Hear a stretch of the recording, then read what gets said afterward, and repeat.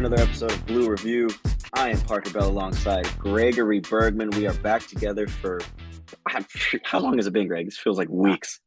I don't know. I don't think I've ever, and you and I have never done a one-on-one show, so this will be interesting. Let's see what you got, Parker. I want to see what you got. All right, well, watch me hit this read real quick. Blue Review is presented, as always, by Los Angeles International Airport.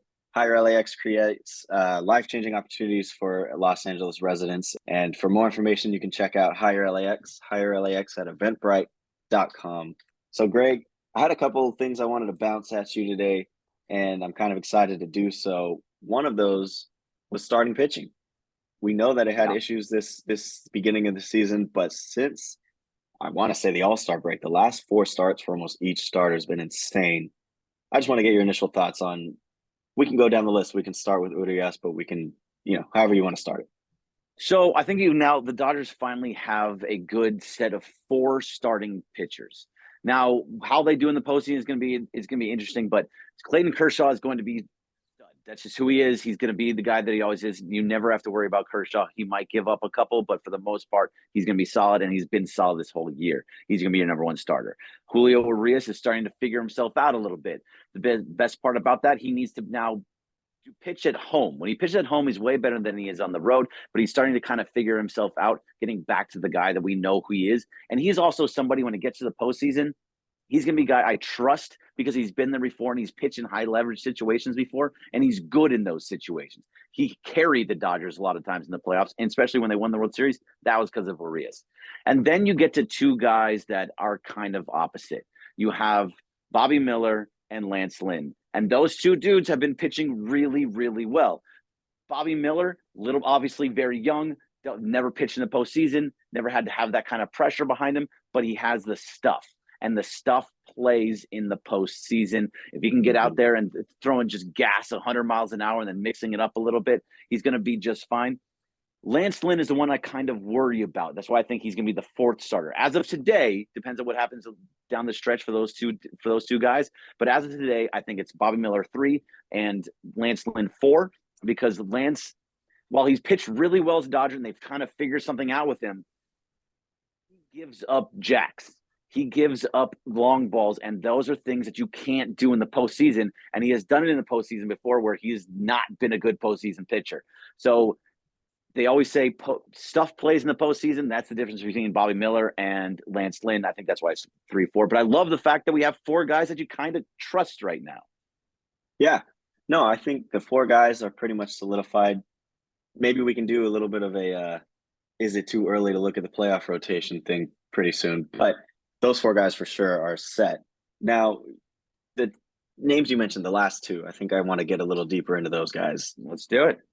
Miller and Lynn. We'll start with Lynn because I wanted to maybe touch on some rookie stuff after. So 3-0, obviously, in his last starts. Of course, he has the ability to give up some jacks, but a 1.44 ERA and the numbers that really stand out to me, 25 Ks to 5 walks. He's found his groove, and I think it's the perfect time to do so. But like you said, playoff pitching is different. So, I mean, what are your thoughts on just his overall play? And I know you said he might be that 4th guy. So how do you see him kind of fitting into this playoff rotation? So it's something that can really, really work for him. I think it's interesting. He has a tendency to give up the home run, but they did something. The Dodgers pitching staff did something to him. He's always been a good pitcher, but when he was in Chicago, it was either he was on a bad team and just didn't care, or I don't know what it was, but they figured something out. They said, the Dodgers said, basically, don't throw that pitch, throw that pitch. This is the one you wanted to throw this, just get rid of that one. Only pitch the ones that actually work. They have this ability to get into the analytical brain of a pitcher and be like, all right, these are the 3 pitches that you're going to throw, and just live there. Just mix it up. But he's always been a big strikeout guy. And again, like, strikeouts play obviously in the postseason too. So if it's something where he comes in and he's still throwing 25, getting 25 strikeouts to 5 walks, you're feeling pretty good about that. And he's an innings eater. I like what he's showing me. Now, the difference is I need to see him against a good team. He hasn't really faced one of those really good teams. I mean, they aren't even playing one right now. They're going to go play in the Indians. So once I see a little bit more of that, I'll probably feel a little bit better. But I just know what he's done in the past in the postseason. It's not been great, but I like so far what I'm seeing from him. He's kind of, it seems like he's figured something out and he's happy being in Dodger blue. Yeah, there you go. That last part right there. He's happy being in Dodger blue. I think that's just a theme that really runs through every one of these players that they got at the deadline. But moving on to Miller, I think this whole thing about Lynn and his past postseason play might be able to help Miller in a way that we haven't really talked about yet.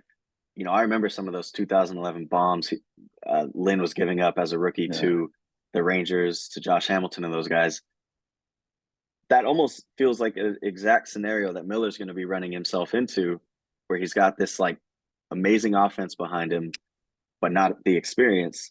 So, and of course, he's a hard throwing player, just like Lynn. So their career, you know, kind of starting off similar. Not really sure where I was going to land this plane with this question, but something about Bobby Miller would.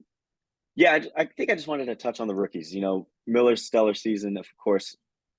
Then you can get rid of those the 2 months that he kind of, you know, struggled a bit. But That's similar with Outman, about 2 months kind of struggling. Now he's having a stellar season. What can you say about the Dodgers being able to just train young talent? They do something that it feels like no other team in baseball does. I mean, I'm sure the Astros are could be similar to it, but for some reason, every dude that they bring up is always just a stud. And that's what I love about Andrew Friedman so much. And I've said it 1,000 times, but Andrew Friedman is a guy, like, he just knows which one to keep and which ones to get rid of. Like, I feel like if Andrew Friedman says, okay, you're gonna go, it's for a reason. Like, he doesn't think they got it.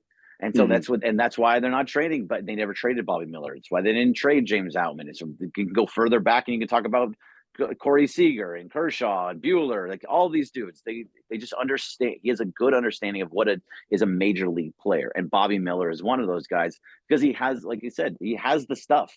He can change up his pitches. He has that gas that he can throw, and he's not afraid.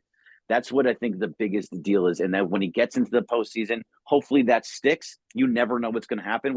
There's guys, you see rookies get into the postseason that had a great season, and they get there and they just hit a wall. And hopefully that doesn't happen with Bobby Miller. He seems to be able to right it himself. That's always the biggest thing. Major league players are going to figure you out. And they figured out Bobby Miller for a little bit, but he made the adjustments and he got it back into where he needs to be. And now he's been pitching great. Same thing with James Outman, who you brought up. He was stellar at the beginning of the season. And then he just fell off for a couple of months where he's like, oh, God, what's going to go on with the guy?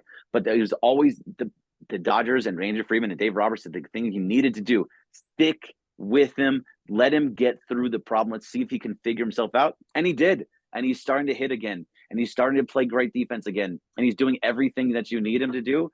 And so you're seeing guys that just understand how to play baseball and how to make adjustments, which I think is a huge, huge thing for any major league player.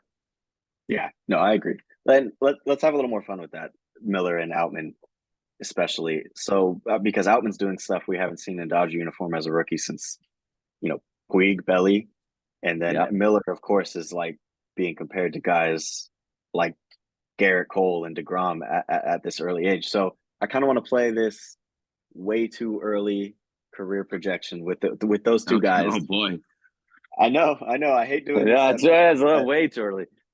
But the kind of career going, you know, similar to, and then the same with Miller. Well, I hope it's James Outman. So the guys that you kind of mentioned, where he was like a Puig, or he's like, or like Belly. They get up high and then they just drop. And so I'm hoping that he's not one of those guys, because we saw the struggles. We never saw Belly with struggles and how he's able to come out of it. And he couldn't. He had that huge meteoric rise. He was rookie of the year. He won an MVP, and then just went boom, dropped down, and it was awful. And he's starting to he's playing better now in Chicago, but he had to move to play better. Sometimes the new scenery does that. I don't want to see that out of Outman. If Outman, I'm hoping that because he had that little downslide early on and he can bring himself back up, that will keep him consistent and keep him moving forward like that. And kind of, God, you're gonna make me say a name, and it's gonna be way too far. Like I can't say Mike. I'm trying to think of a guy that has the power and speed and the other things like Mike Trout, but he's not Mike Trout. I want to make that very clear. He's not Mike Trout, but You heard it here he can be first. positive. No, don't you dare do that. But like that's why I'm like comparing guys. I just don't want him to go the Puig and Belly route, and the same with Miller. I don't not want him to go the DeGrom route. DeGrom, he throws 103 miles an hour, and his arm just couldn't handle it. And that's why he's hurt every single year. So I wanted him to kind of figure out how to pitch better, because that's the difference between throwing and pitching, obviously. And if he can learn how to pitch and use his arm to be, so it's not just up here's power, it's to be able to mix up his pitches and how to figure out how to not blow out his arm. That would be ideal, and hopefully he can be like a Walker Buehler, but Bueller's on his second Tommy John. So it's going to be, it's pitching nowadays is so weird and so tough. I think Bobby Miller can do it as long as he works with the staff and tries to keep his arm under control. Yeah. I love putting you in uncomfortable positions. Thanks for that. That Greg. was very, God, I felt uncomfortable. So he's on the mound today as of August 22nd. Like you said, they're playing the Guardians, and we'll see how Noah that Syndergaard. goes. Seeing Noah Syndergaard again. Oh man, please. See, this is my thing. Like he's either you're going to destroy Noah Syndergaard, or he's going to be like, oh, you just screwed me over. So now I'm going to pitch like an ace all of a sudden. There's literally there's no in between with Noah. No. It's like Thor is either on fire or it's, ooh boy, we needed to trade you ASAP. So 7-2, 3.70 ERA on the season for Bobby Miller. Outman doing stuff we haven't seen, like I said, since Belly. What 15 home runs and 10 stolen bases, something like that in a Dodger uniform that you just don't see. So we'll see how the rookies pan out. Less than 40 games left. Greg, this has been Parker Bell for the Blue Review, as always presented by LAX. Thank you so much. Catch you next time.